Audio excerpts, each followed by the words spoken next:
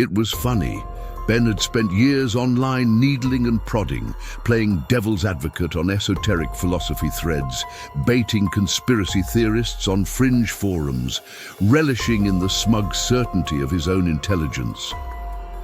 In the comment sections of videos like this one, I've seen it 1,000 times. People claiming to be highly intelligent because they understand the Illuminati symbolism in Beyoncé's halftime show. But these people are just as deluded as the flat earthers they love to mock. He was the self-proclaimed logic lurker, a digital tricksy sprite poking fun at everything and everyone until he became aware of the unintended consequences of his actions. Now he was trapped in a nightmare scenario of his own creation, both cursed and confined within his own mind, forever cut off from the world he once knew. I'm the host. This is a series exploring the dark underbelly of the internet and its impact on our lives. Ben had thought of himself as the quintessential 21st century man. Sharp-witted, digitally fluent, he made his living as a marketing consultant, helping companies leverage the latest trends on social media. In his spare time, he engaged in a peculiar hobby. In the darkest corners of the internet, he loved nothing more than hunting for intellectual prey, finding people lost in their own delusions and gently, sarcastically guiding them towards the light.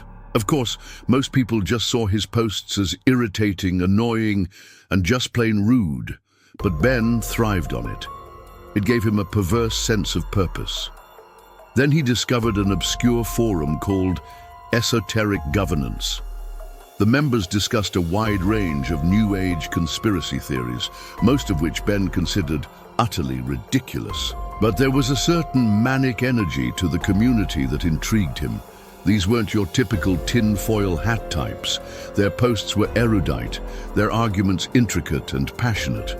At the center of it all was a mysterious member named MagisterNoctis. His posts were like cryptic manifestos, laying out a vision of the world governed by hidden, esoteric principles, with society controlled by a secret cabal of ascended masters.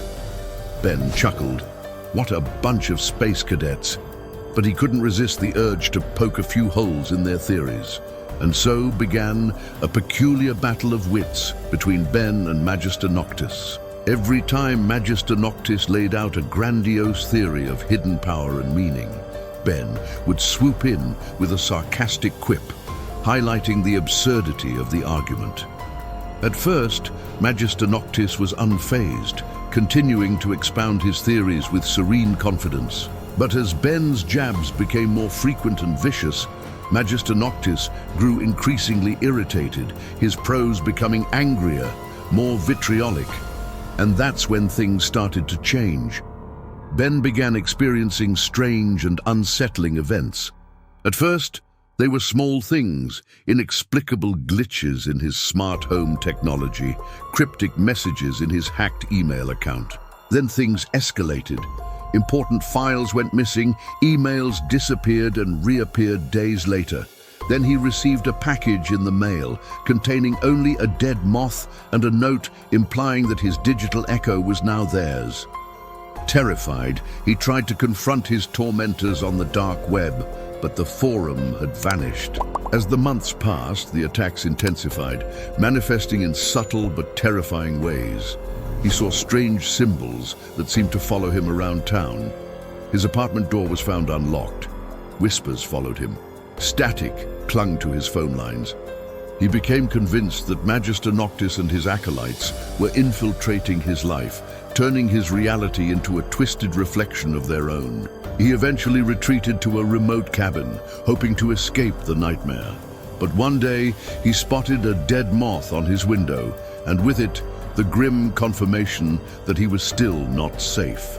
He was playing a game with forces he didn't understand, and the stakes were getting higher. Most people brush off online harassment as an occupational hazard of a connected world, a minor inconvenience of posting in public spaces. But some online conflicts aren't so easily dismissed. We tend to think of the internet as a place where anyone can say anything without consequence. But in reality, It's a realm of shifting identities and ambiguous accountability, where even a simple disagreement can spiral into something darker and more dangerous than either party anticipated. This is a recurring series. If you like this story, let me know by clicking the thumbs up button, and check back every week for more stories about the dark side of the internet. Until next time, I'm the host. Thanks for watching.